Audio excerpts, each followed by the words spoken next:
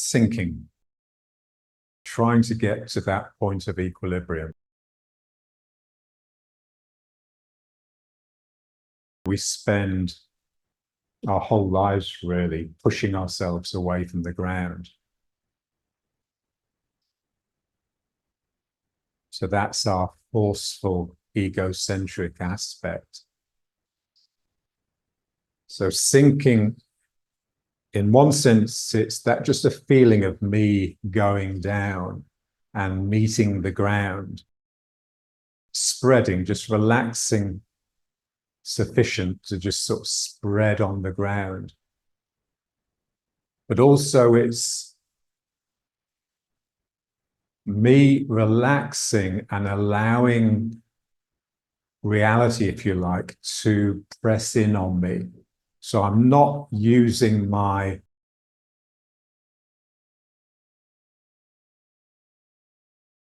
ego really to push away and expose what I want to show the world. We're relaxing and just allowing ourselves to be pressed. And it is a bit like being pressured. And it's, you know, it's a bit of a downer, sinking.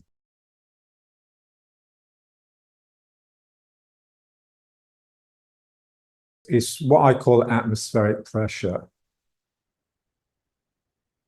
So there's a lot of pressure from the atmosphere that's pressing in on us. So we don't realize it, but we're producing this internal pressure all the time to fight that. The same way we're generally using too much strength in the legs to push ourselves away from the ground. So the sinking is really just relaxing the legs so that I'm no longer fighting gravity. I'm just allowing it in. I'm not pushing it away. But the same with this feeling of atmospheric pressure. I'm not full of myself pushing out. I'm allowing myself to be pressed, squeezed.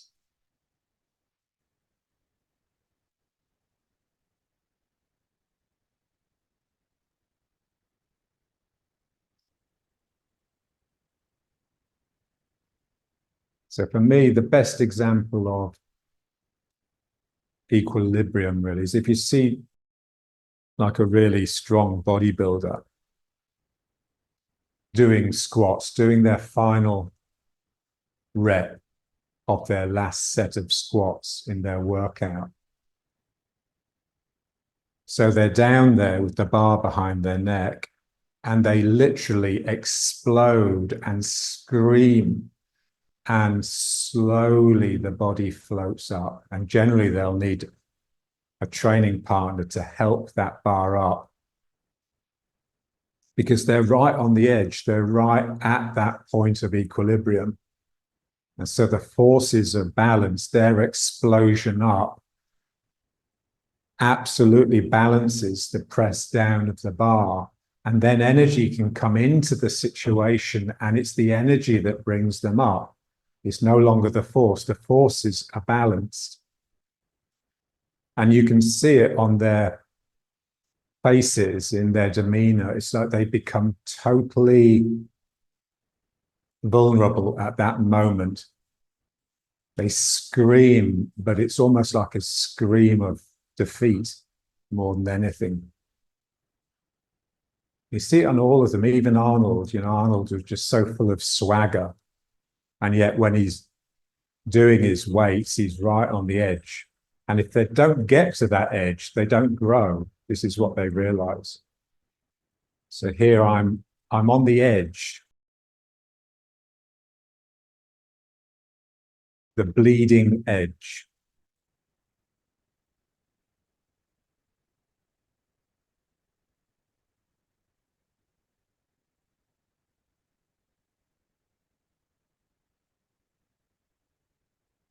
So the mind we need is the mind that can bring us to that edge, regardless of what we're doing. So you don't need 100 kilos on your back.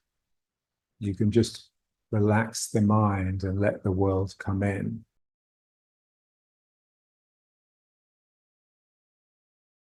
Now let's try that one, the reaching again.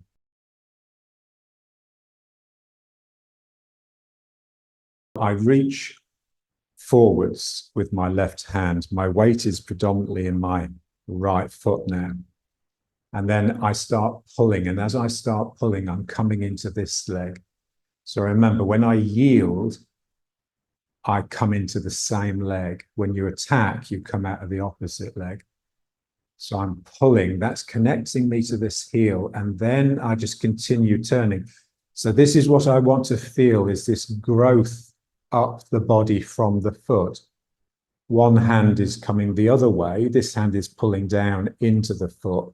And this hand is pushing up and out.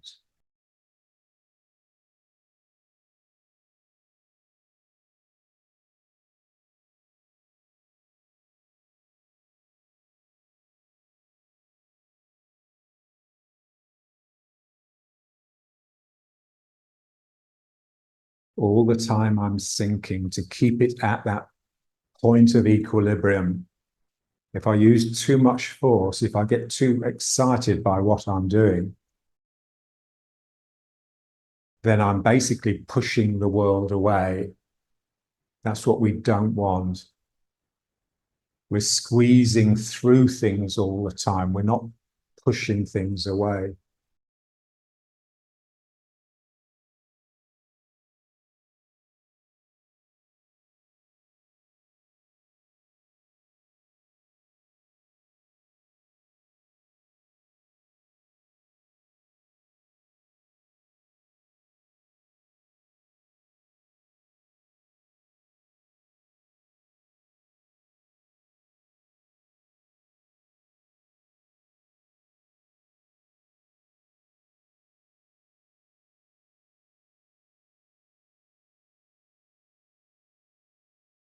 Just imagine someone's behind you with their hands on your shoulders, just gently pressing you down into your legs.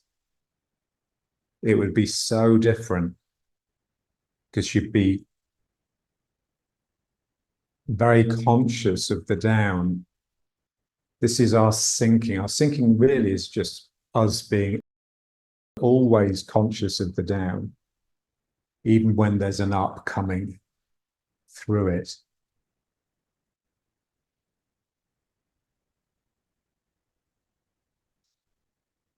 As John said, imagine it's raining all the time.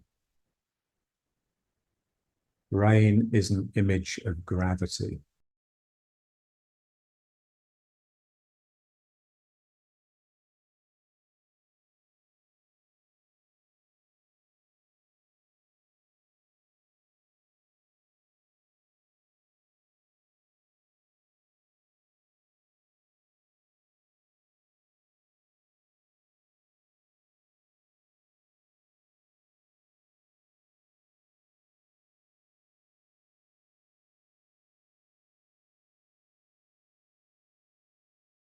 So we tend to get to that point of equilibrium when we get tired, when you no longer have that excess strength, or when you're stressed.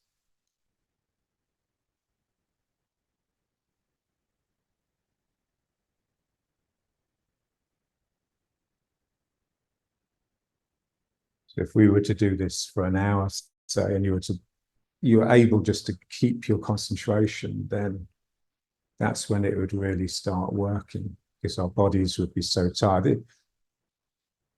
John told me that traditionally in Tai Chi, they would do their physical exercises first to exhaust the body, and then they would do the Tai Chi.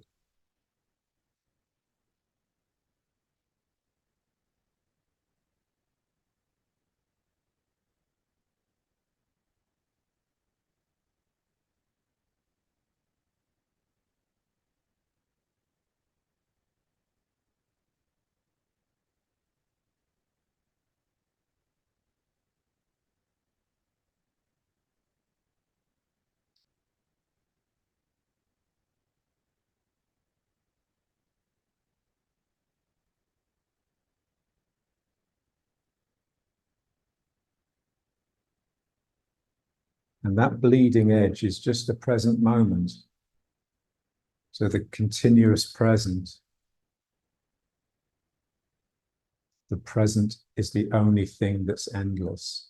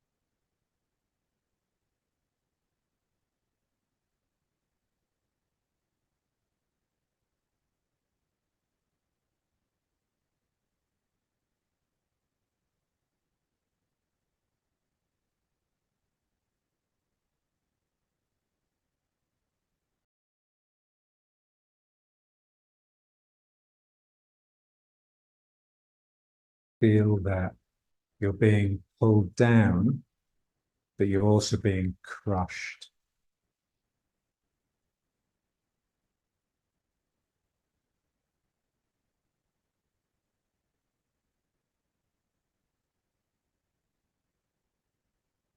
So what I often do with the student I'm working with, to give them a feeling of that,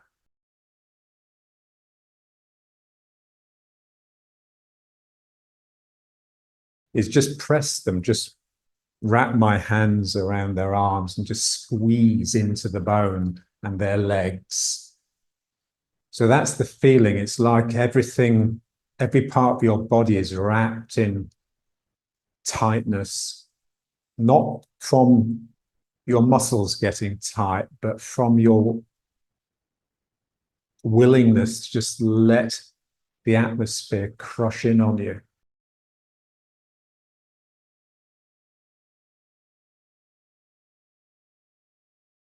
Okay, now let's try the tree.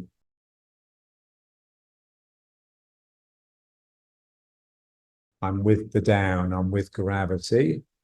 I split at the sacrum or the down chin, down the legs, and then sucking.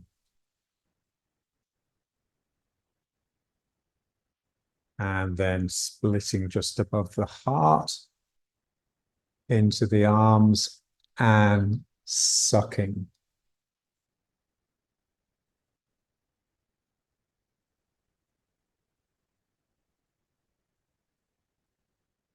Pulling something up from the ground. If you pull too hard, it will snap. Want to keep the thread unbroken. We're stressing it all the time to elastify it. But if we go too quickly, it will snap.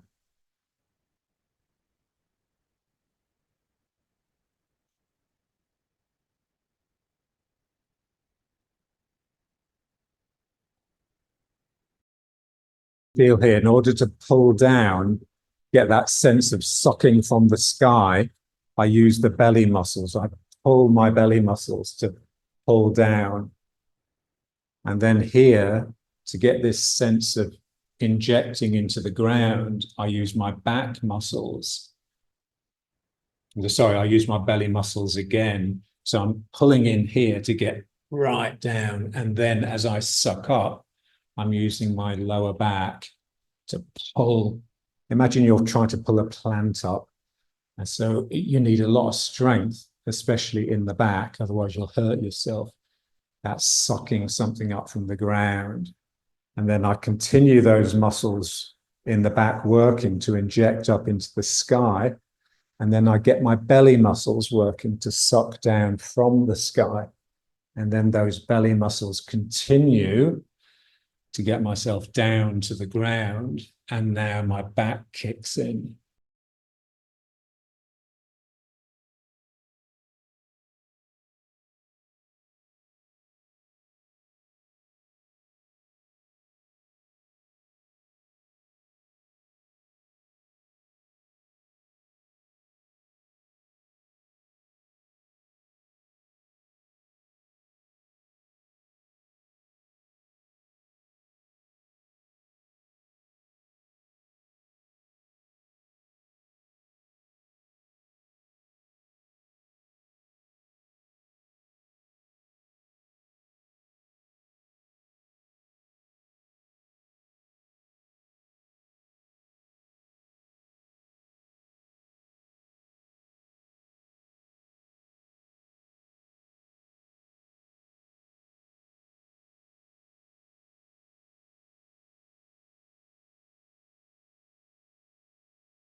keep that sinking mind. The sinking mind is the one that's always looking for the point of failure, always taking the body to that point of just being able to manage.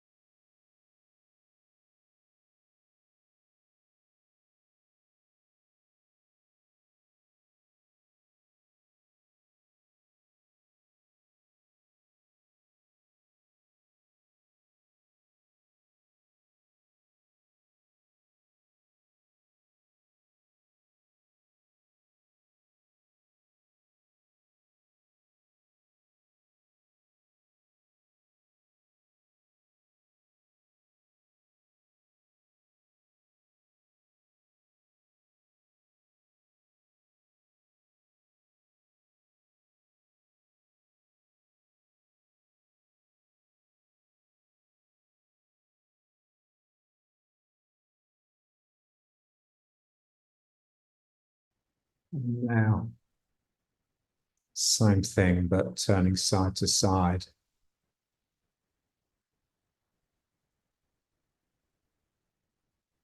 It's the same really as the reaching forwards that we did at the beginning, but just feeling it more like an opening. Here I'm opening, coming into the upper heart, and then here I'm closing, coming down into the lower heart. Head and down chin.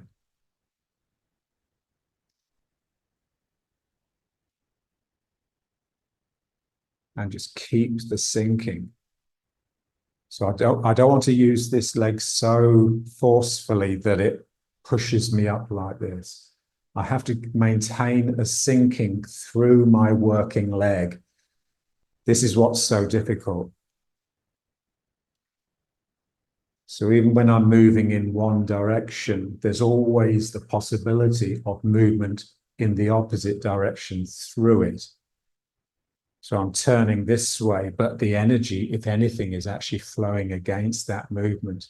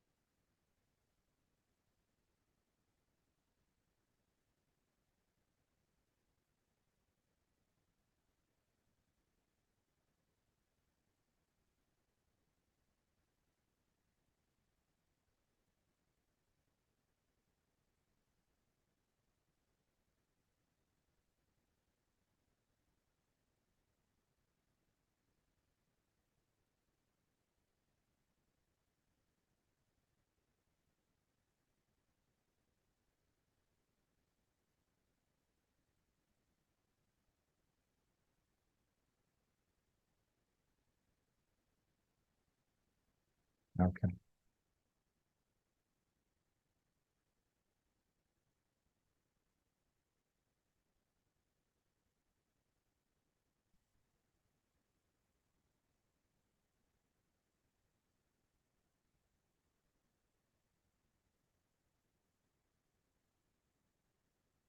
I remember I used to call it the walk to the gallows mind. Yes, so imagine It's the morning of your execution. So the sort of mind that you would need to be able to do that journey, that walk to the gallows with some sort of dignity, coming towards this moment of absolute stress.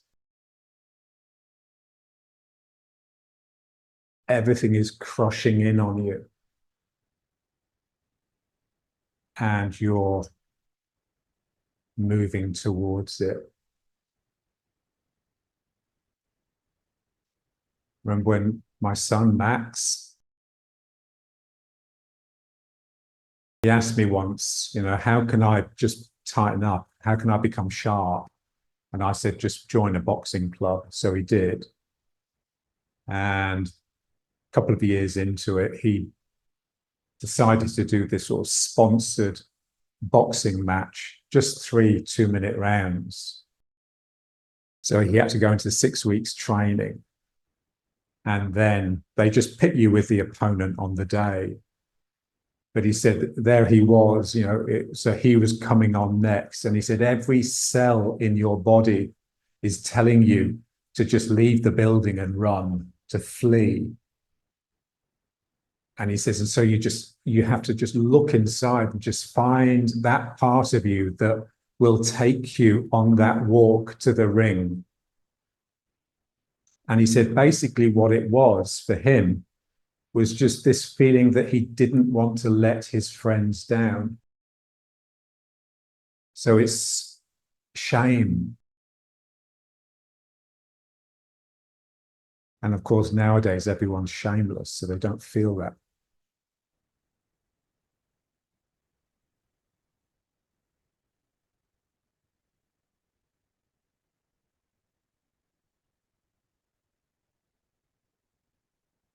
So our sinking, our willingness to let ourselves be crushed by the atmosphere, it's just being willing to let yourself be taken to that point where anything could happen.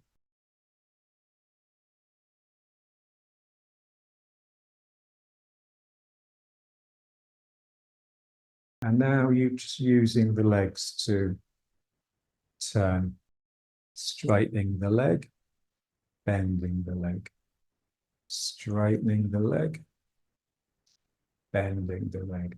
We want to feel our unit of action, our unit of movement being a straightening immediately followed by a bending. I straighten my right leg, I bend my right leg. I straighten my left leg, I bend my left leg. It's like a breathing.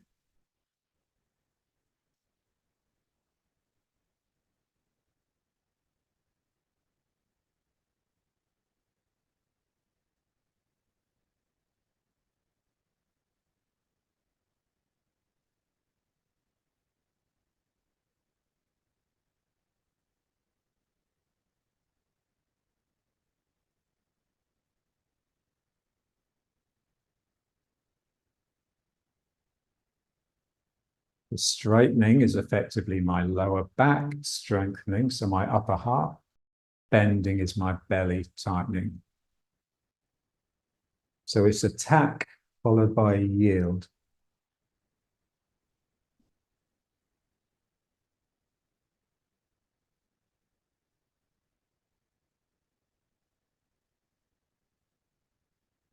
The difficulty is the straightening phase. We're so used to yielding, to bending. Here, I want to get the leg as straight as I can.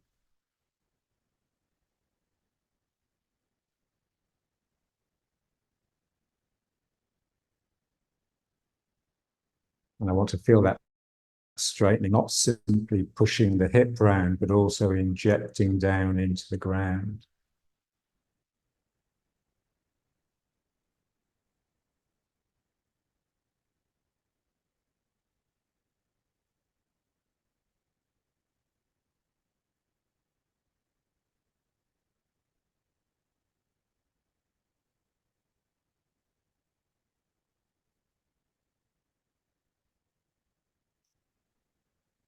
And now what we want to do is just do the first warm-up exercise.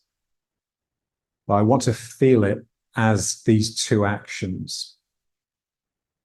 So I'm straightening one leg, bending, straightening, bending, straightening, bending.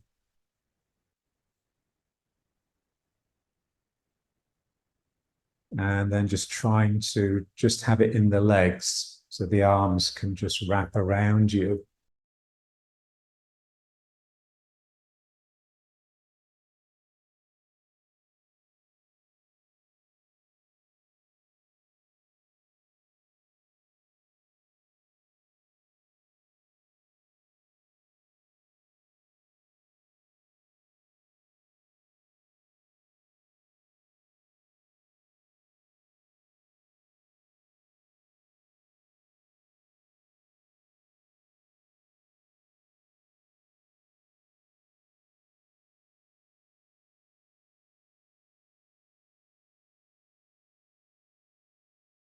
And then get it to be knocking the gates of life. So when you're striking both your Dan Qian and your Ming Men. And then that's the point where the straightening turns into the bending. That's when it starts coming in to strike you.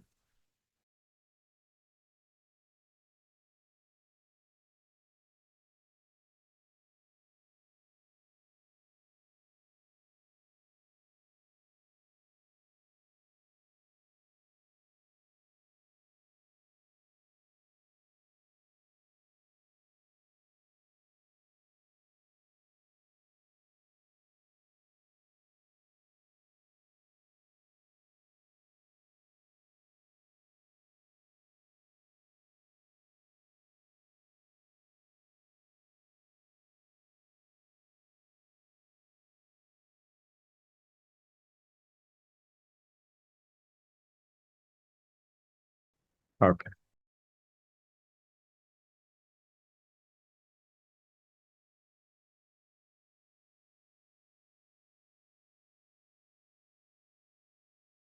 And now straightening and bending again, always. But now the straight leg becomes a front leg. I straighten the leg, and then I bend the leg. Straighten the leg, bend.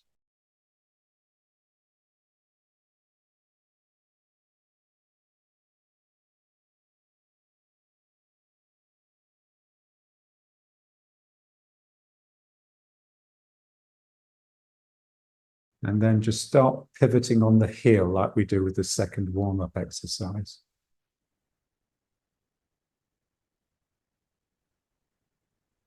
So here, it is possible to get this leg completely straight because it's the front leg. So I can get all of my weight into the back foot.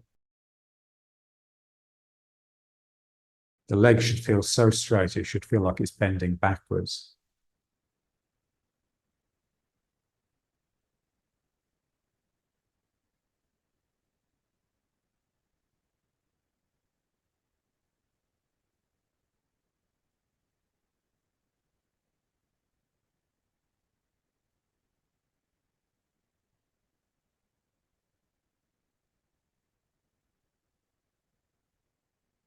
And then just help it a bit, press on it, press on the knee.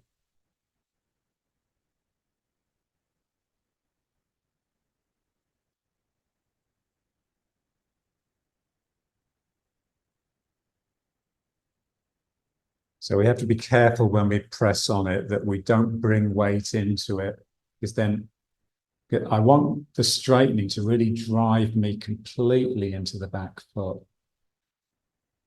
So I'm still sinking into the back leg.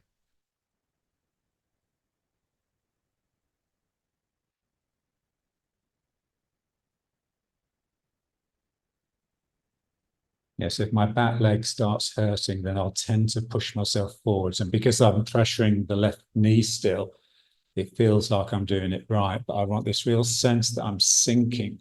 I'm flowing down this leg and just trying to get the knee straight.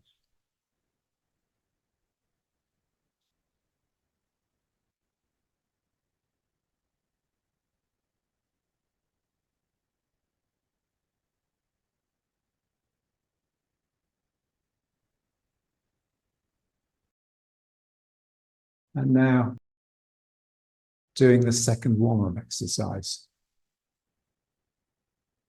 So straighten the leg, bend the leg, straighten the leg, bend the leg.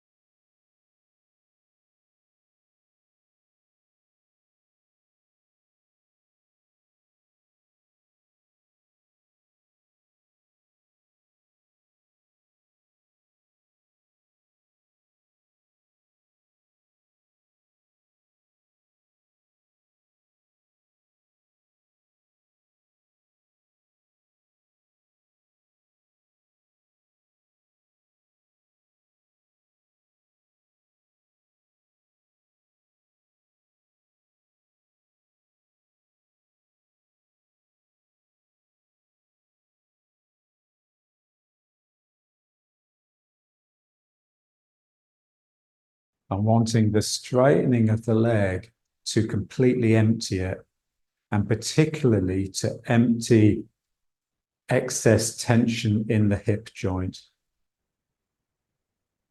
So it almost feels like I could disconnect my leg from here because it's just not holding on here anymore.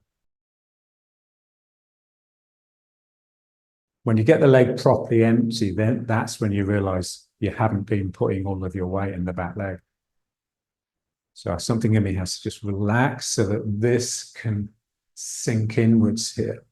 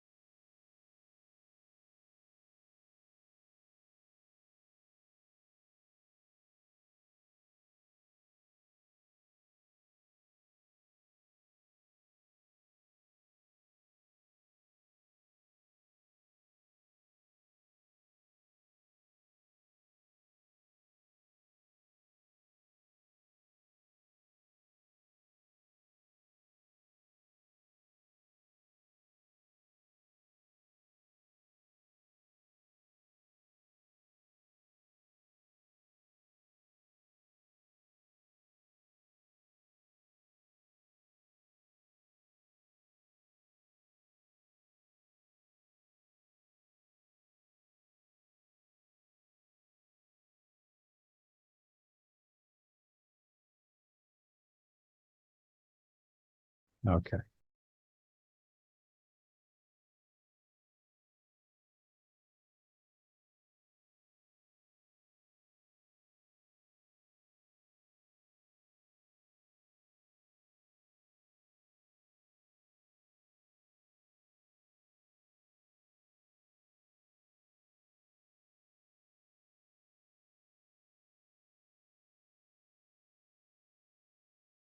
So the first thing as a little child, a baby, that we attempt that is fraught with danger is standing upright.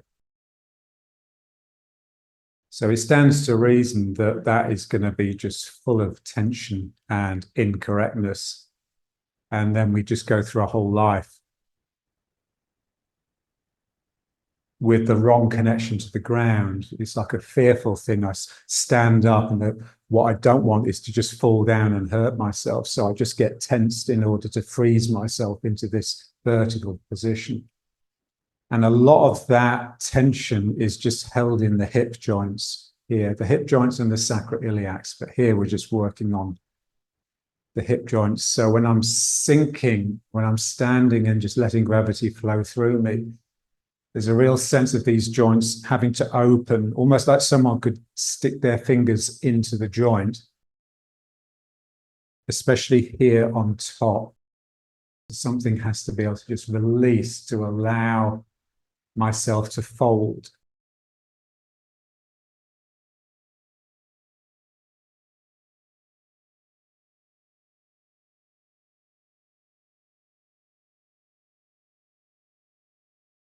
So we get tense because, we don't trust that just our relationship with the ground will do it for us. So we need to add a little bit of extra of our own.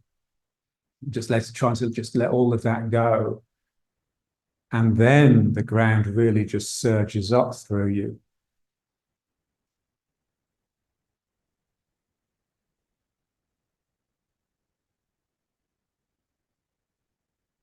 And the enemy all the time, in everything that we do, our main enemy is ourself. It's our desire to comment on what we're doing or to think about something completely unrelated.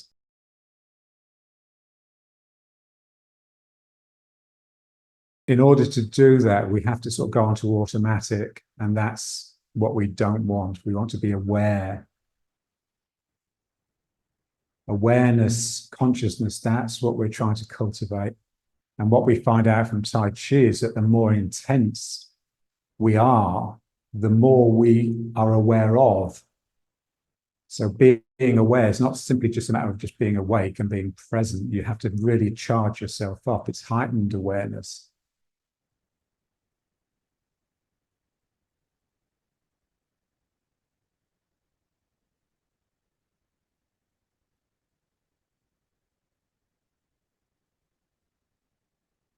So everything that we do is just really simple, but we're just trying to look at it in absolute detail so that we can do it better. We're not trying to do anything amazing. We're just trying to do the simple things better. And that just basically just means more aware, more present.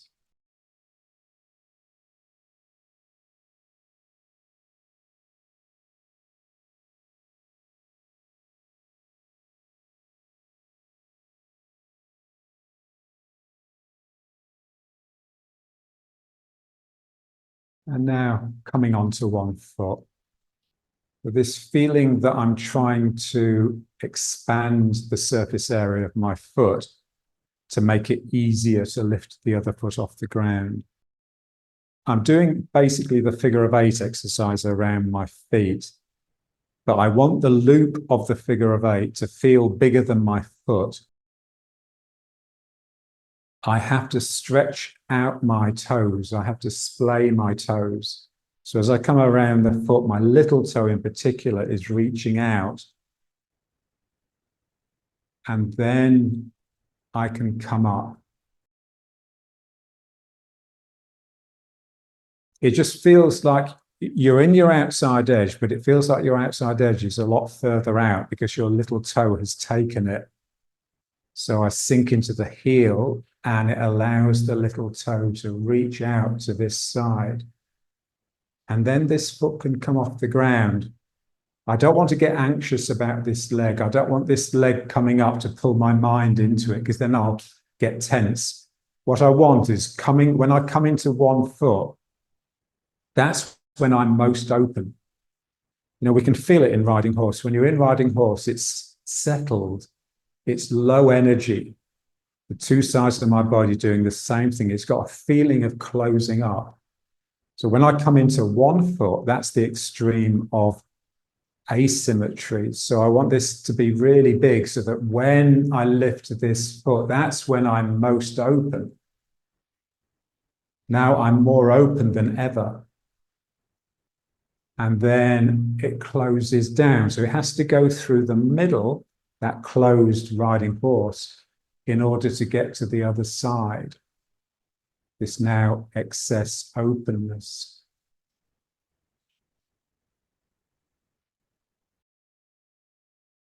Expanding the foot. Something in you has to get really fierce to force the foot to expand.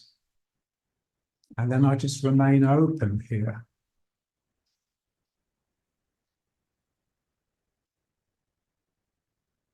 So this is open, but just feel it. When the foot comes up, it just becomes that much more open. Feel the balance between the rising leg and the sinking into the outside edge of the other foot.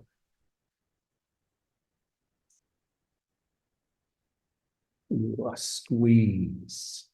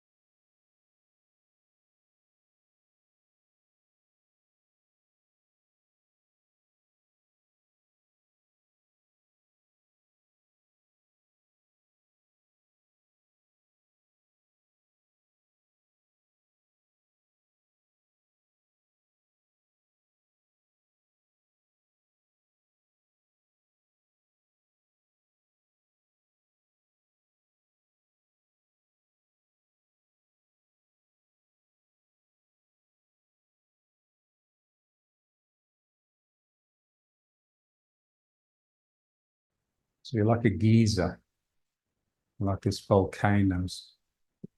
Something is rushing up the leg and just coming out of this open posture. And so your mind has to be really going the opposite direction to maintain a balance. So I'm really with my sinking.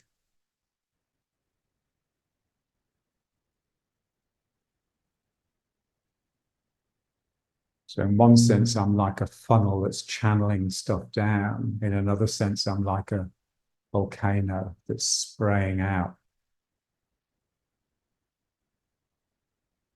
And which one I'm with is simply up to me. It's my mind.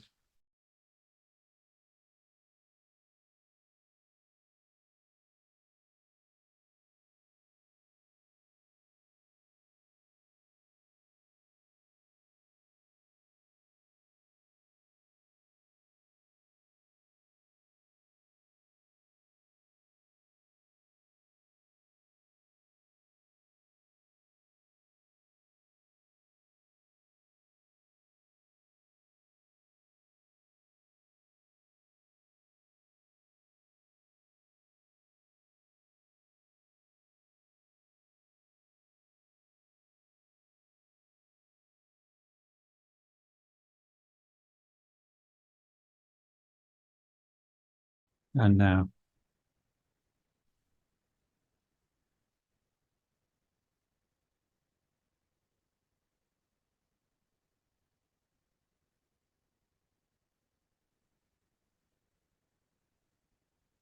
so energy really is just incipience. It's the beginning of something. So at the beginning of every act of force, there has to be that energy to start it off. John used to say force is just too much, far too much energy. So to start with, there's an explosion of spirit, and then from that comes energy. And then if you overdo it, it will become forceful. So we want to feel these standing postures as endless incipients, really. Something is always about to start and begin. And it's never just one thing. It's like Brownian motion, you know, these particles flying in random directions all the time. And when there's a tendency to go in one direction, it's an indication of pathology. It's an indication that something is wrong. The system is no longer purely energetic.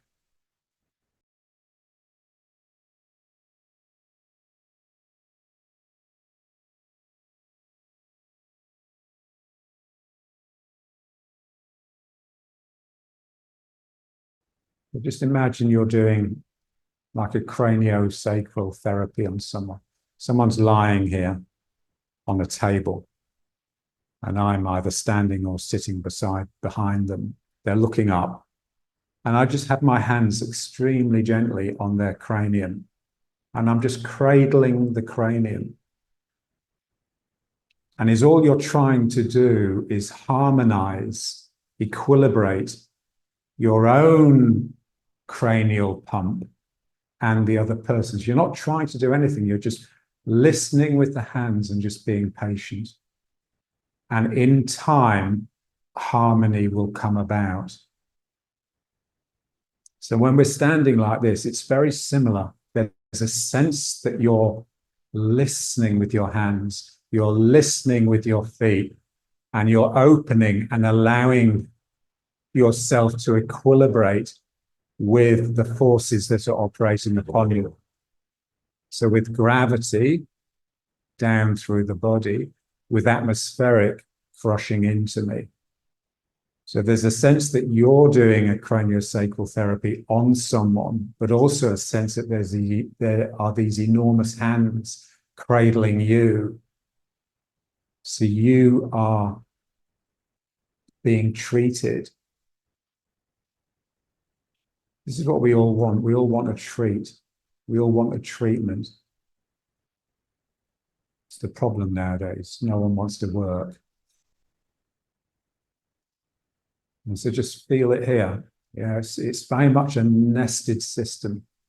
I'm containing, I'm hugging this person, but also I am contained. We want a part of your mind with one and another part of your mind with the other.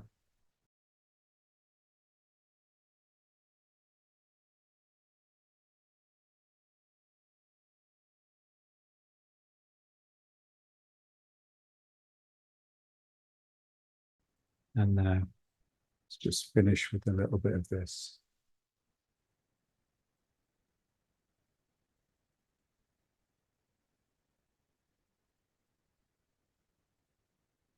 So even though my heel is coming up, I still get a feeling that I can sink through it. This is what's difficult. Sinking. Being able to flow down through straightening legs.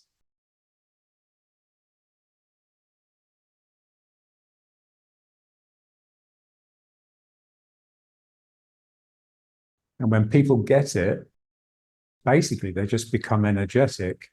They don't like it because, you know, obviously it's painful, but it's also you're at that sort of edge, that trembling, bleeding edge.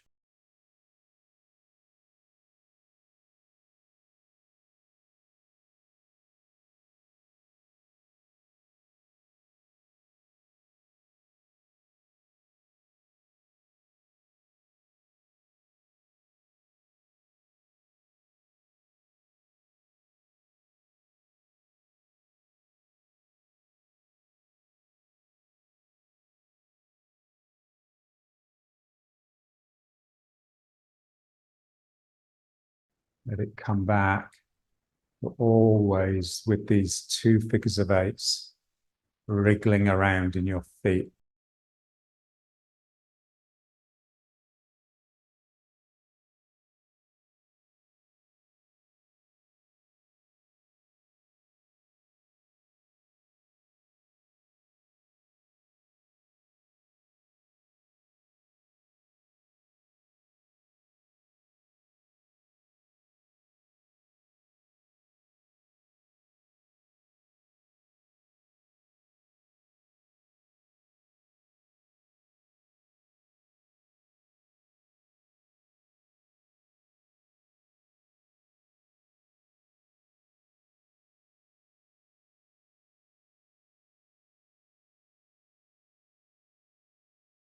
And so I can sink down one leg and then get a feeling that the other one is coming off the ground.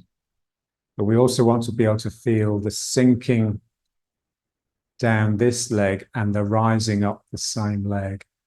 So again, it's sinking down the outside edge with the little toe and then coming up the big toe inside edge. So there's these movements flowing against each other all the time. And to effectuate it, you need to turn, you need to get a wriggle to get the two directions slipping past each other.